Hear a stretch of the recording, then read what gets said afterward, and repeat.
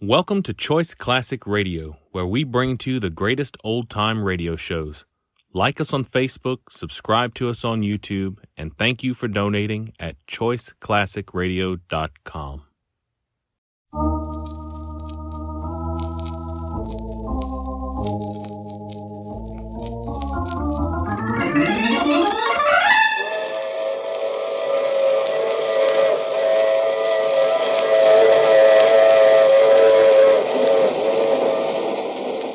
The Mutual Broadcasting System presents The Mysterious Traveler, written, produced, and directed by Robert A. Arthur and David Kogan, and starring tonight two of radio's foremost actors, Mason Adams and Santos Ortega, in The Devil and the Deep Blue Sea. This is The Mysterious Traveler, inviting you to join me on another journey into the realm of the strange and the terrifying. I hope you will enjoy the trip, that it will thrill you a little and chill you a little. So settle back, get a good grip on your nerves, and be comfortable, if you can, as you hear the story I call The Devil and the Deep Blue Sea. Our story begins in that part of the Caribbean Sea known as the Great Bahama Bank, which lies north of Cuba. In the calm, sparkling sea are two ships, a British destroyer and a small schooner. The schooner is a derelict and barely afloat. There's great activity aboard the destroyer as its longboat returns from the schooner. A few moments later, Chief Petty Officer Warren reports to the captain of the destroyer. Yes, Warren? The schooner's American, sir. The Golden Queen out of Key West. We found one man aboard. He was unconscious. He's in sick bay receiving medical attention. Well, has he regained consciousness yet? No, sir. He's in bad shape. We found him lying in the hold of the schooner. The cabin and rigging were completely gone. Yes, well, evidently the schooner received the full force of that hurricane 10 days ago. Probably the other crew members were swept overboard. Yes, sir. I've a letter which might throw some light on the subject, sir. Is it a letter? Yes, sir. I found it clenched in the unconscious man's hand. Here you are, sir. Let me see. Written in pencil. The pages are dry now, but they seem to have been soaked with seawater. Yes, sir. It's a bit difficult to read. Let's see, it begins... It seems impossible that with the hurricane that is now sweeping over this ship, anyone will ever read these words that I am writing. The rigging and cabin are gone, and the ship is taking on water. As I lie here in the hold, I feel it can only be a matter of moments until the end. But if by some miracle this ship should survive, I leave this letter as a record of the cruise of the Golden Queen. It all began last December 5th, when 4 companions and myself sailed out of Key West. All of us, Chuck Riker, Sam Morris, Pete Ross, Harry Martin, and myself, Bill Storm, had been in the Navy together during the war. We had all pooled our savings and bought the schooner Golden Queen. Our destination, Flamingo Cay, some 450 miles to the southeast of Key West. Our objective, to recover treasure from an English pirate ship reported sunk by a Spanish man-of-war at Flamingo Cay in 1632. As we reeled off mile after mile, the days were hot and bright, the nights a dark blue velvet, with a sky full of stars, and a good breeze filled the high white spread of sails. As we sailed the same waters that countless treasure ships had sailed only a few centuries ago, there was a growing sense of excitement and anticipation aboard the Golden Queen.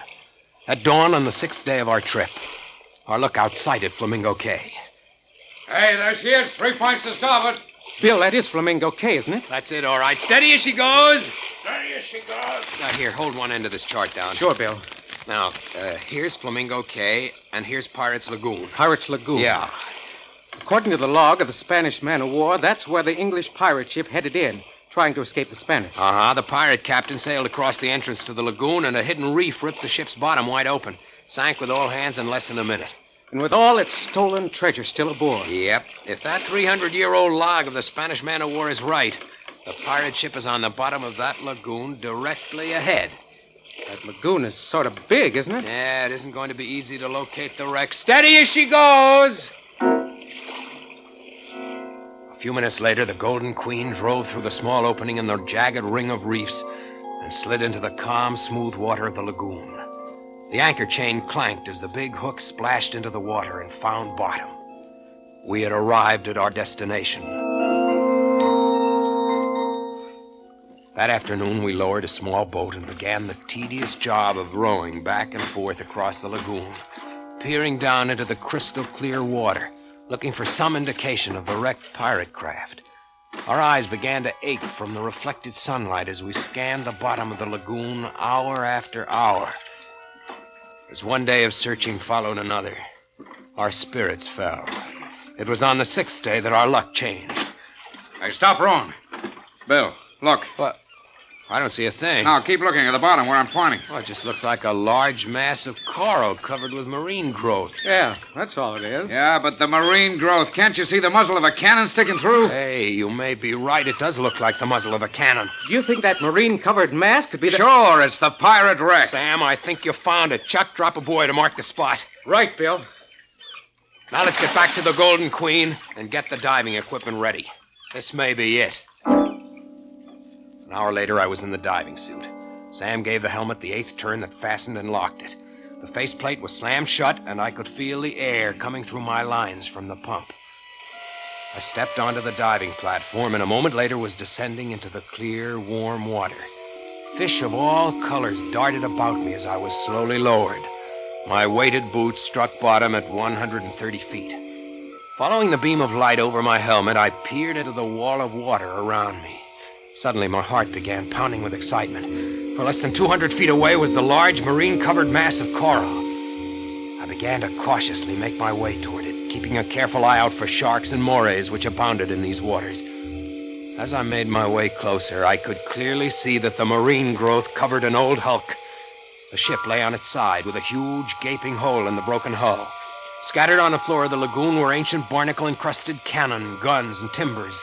Beyond a doubt, it was the wreck of the English pirate ship. I signaled on my line, and Sam sent down the explosives that were to be used to blast the hull. I wasted no time in planting the charges in the hull.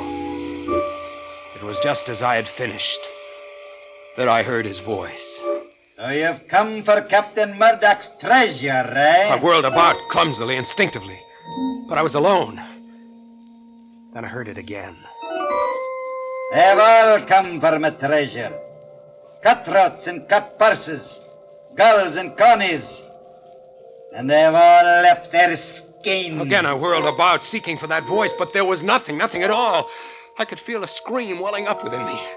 As the voice spoke again, I gave 3 sharp tugs on my line. It was the emergency signal. You'll be back, laddie.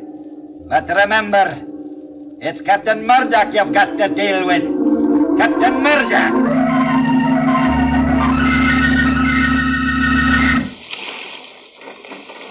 Keep the pumps going, Pete, until I get the faceplate open. Okay. Hey, Bill, what was wrong? Why'd you give the emergency signal? He's as white as a sheet.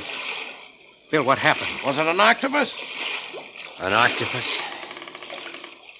Yeah. Yeah, sure, these waters are full of them. You should have taken a saddle and torch down with you. They don't like torches. Yeah. You just take it easy for a while. Bill, did you plant the explosives? Sure. Pete, detonate the explosives. Okay, here goes. They didn't go off. Bill, you're sure you made the connections? I made them all right. Well, they must have gotten loose. We'll just have to try again. What about my going down? No. Why not? Well, because Chuck's only a beginner, and he's never gone down that deep. You got a point there. Well, okay. Means we'll have to wait until tomorrow.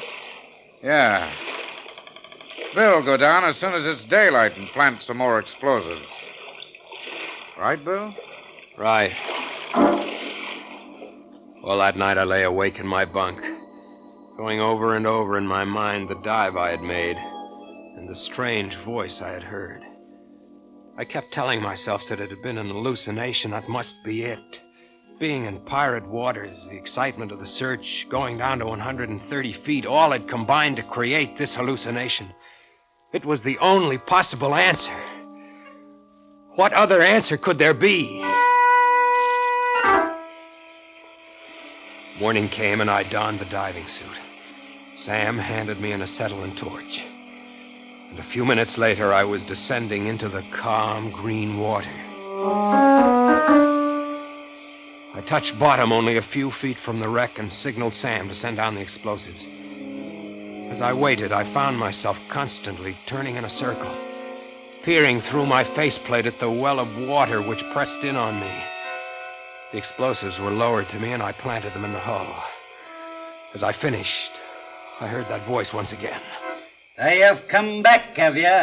As he spoke, I could feel cold shivers running through my body, and I fought the impulse to give the emergency signal. Aye, that's the curse of treasure. Once a man kens it, there's no turning back. Ask me, laddie. Captain Murdoch. I'll tell you. What? Where are you? Where am I? Ask the fish that stripped me of me flesh and left me bones as a warning to the likes of you. Look at you, whirling about like a jackanapes to see me. You fool. Did you think the spirit of a man could be kenned? What do you want? For 3 centuries I've haunted this accursed wreck, waiting for the likes of you. And now you've come. I've treasure, laddie, such as you've never seen.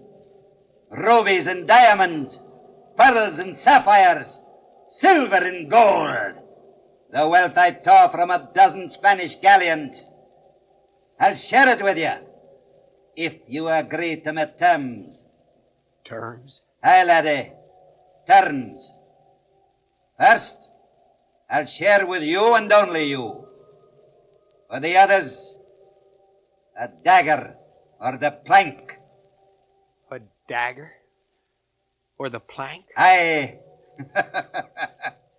Many's the crew that's felt my steel when there's been treasure to share.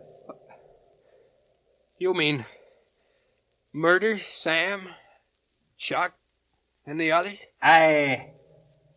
Your voice. What you're saying. It's all an hallucination. It must be. I'm just hearing things. I cannot words. What manner of weeping is this? What the steel do the men have done? Stop talking. Stop talking. Do you hear? I won't do it. I won't. You'll do it, laddie. Or you'll ne'er take my treasure. Who's to stop me? A voice? A sheer hallucination? Captain Murdoch, laddie. Captain Murdoch. You're just a voice. You can't stop me. But no. No, don't. You're choking me. Stop. You can't see me, laddie. But you can feel me wrath, can you not? Let go. You'll find me a reasonable captain if you follow me orders. But if you don't, laddie, you'll ne'er see the sun again.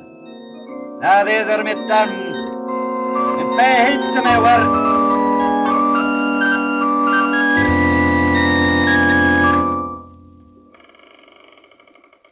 How is he, Sam? He's just coming to. All right, take it easy, Bill. Just lie where you are. What happened?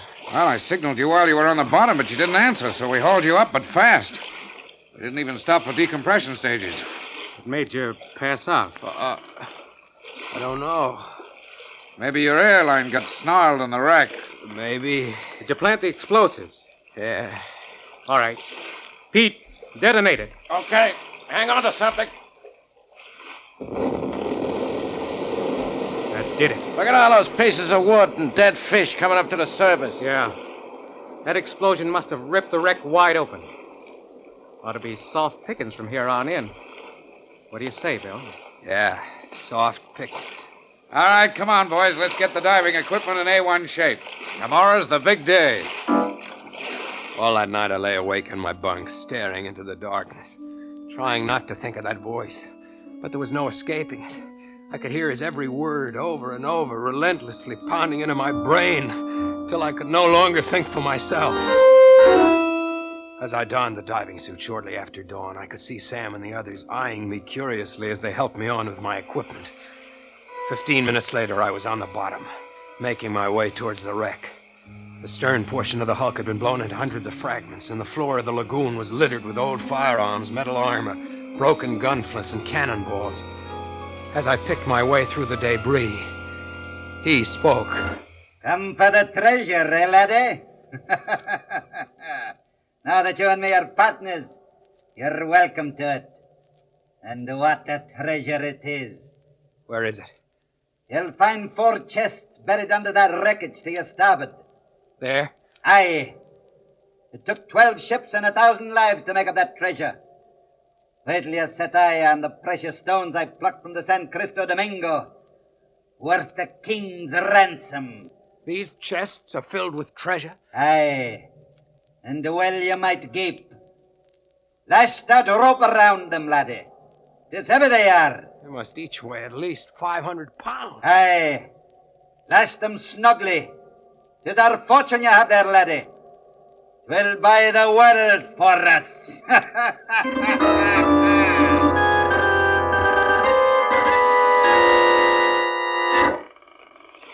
All right, hold still, will you, Bill? I'm trying to get your helmet off. There.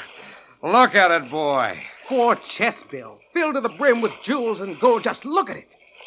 Sam, what do you think it's worth? Oh, 5 million, maybe 10, even 20. Who knows? Look at this diamond. Why, it's the size of an egg. There's no telling what it's worth. And some of the other diamonds are almost as big. Boy, we really hit the jackpot.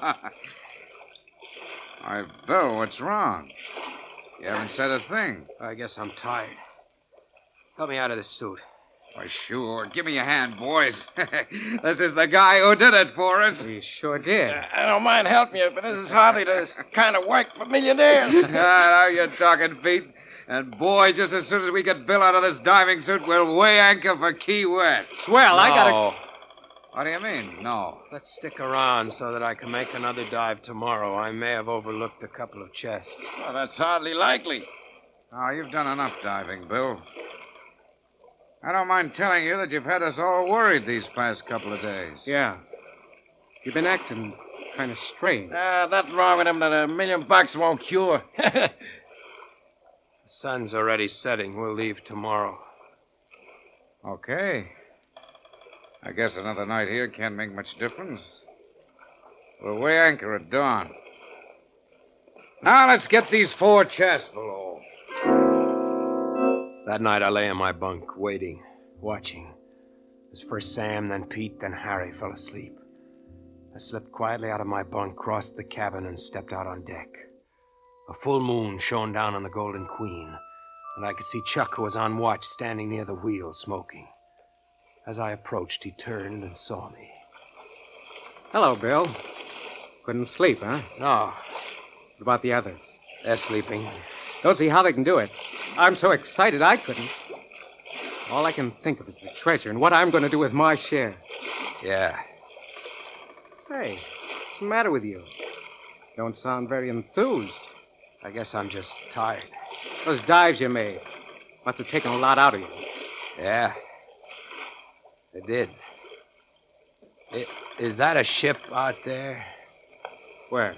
There, 3 points to starboard. I'm looking, but I don't see any.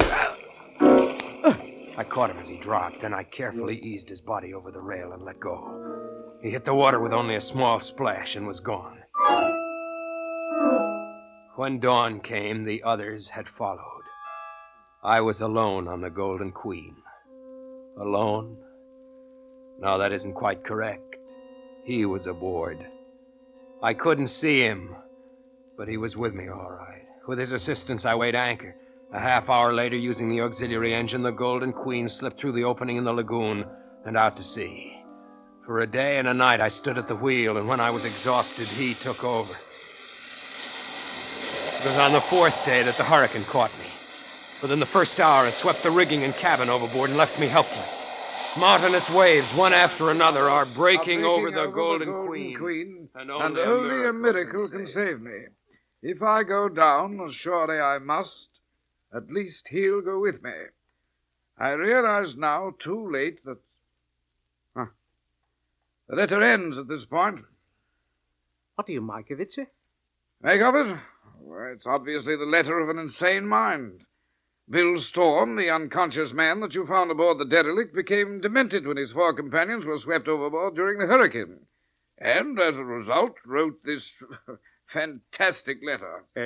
Sir, while searching through Storm's pockets for the identification, I found these. Oh, 3 coins. Yes, sir. If you scrape the brown crust off him, you'll see they're gold pieces. Let's look here. These coins are hundreds of years old. Yes, sir. Then that part of the letter about recovering sunken treasure might possibly have been true. Did you find any chests aboard the derelict? No, sir. It was swept as clean as a whistle. Well, perhaps it wasn't only the loss of his 4 companions, but the loss of the treasure as well that sent Storm out of his mind. Yes.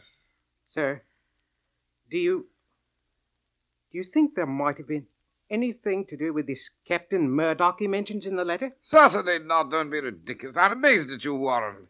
Next, you'll be telling me that you believe in ghosts. Oh, sorry, sir. Come along to the sick bay. We'll see if Storm has regained consciousness yet.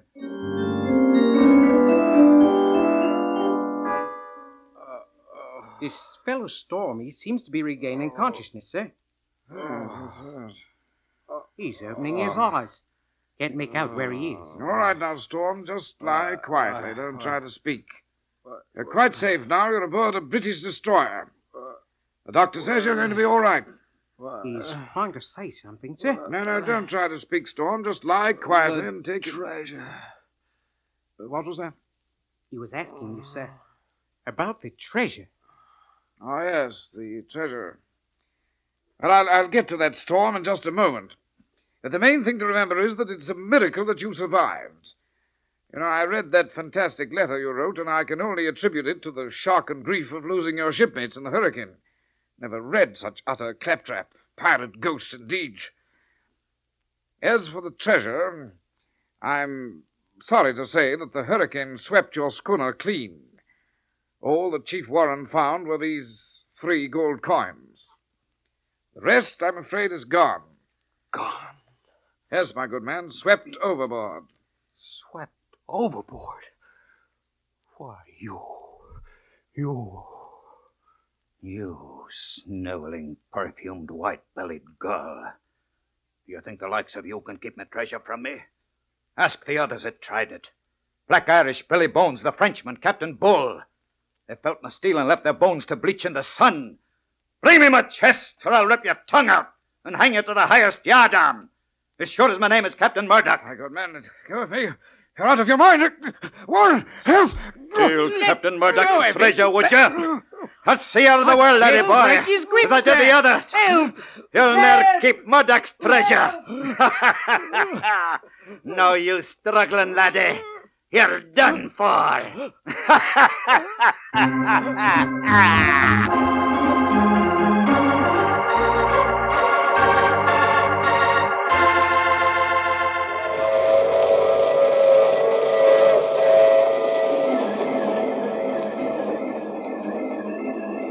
This is the mysterious traveler again. Did you enjoy our trip? Or was the captain of the British destroyer choked to death? Oh, no, he was saved. But he's never been the same since. As for poor old Bill Storm, well, he's now safely under lock and key. He still speaks in 17th century English and insists he's Captain Murdoch. And now and then, he buttonholes one of his attendants and whispers of fabulous loot to be won on the high seas through piracy. But so far, he's been unable to muster up a crew. That reminds me of next week's story, The Accusing Corpse. It's about a murderer who discovered that the dead sometimes arise from the grave to... Oh, you have to get off here. I'm sorry. But I'm sure we'll meet again. I take this same train every week at this same time.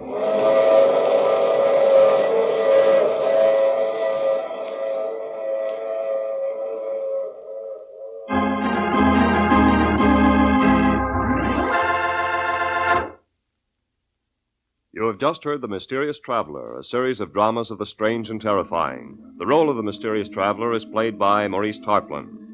Frank McCarthy speaking. This program came from New York. This is the Mutual Broadcasting System.